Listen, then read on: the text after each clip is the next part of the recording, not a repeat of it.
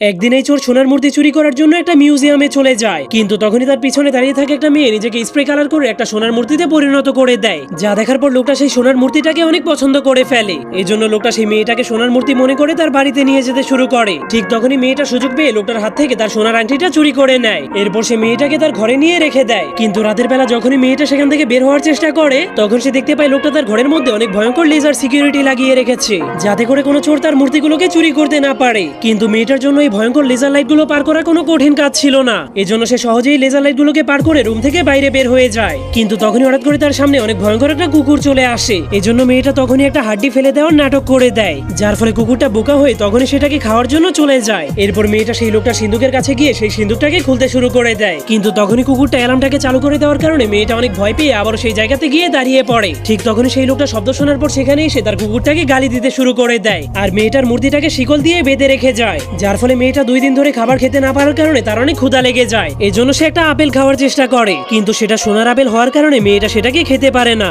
এজন্য সে একটা মূর্তির কলসি থেকে পানি খেতে শুরু করে দেয়, যার ফলে তখনই তার প্রস্রাব ধরে যাওয়ার কারণে সে ওই কলসির মধ্যেই প্রস্রাব করে দেয়।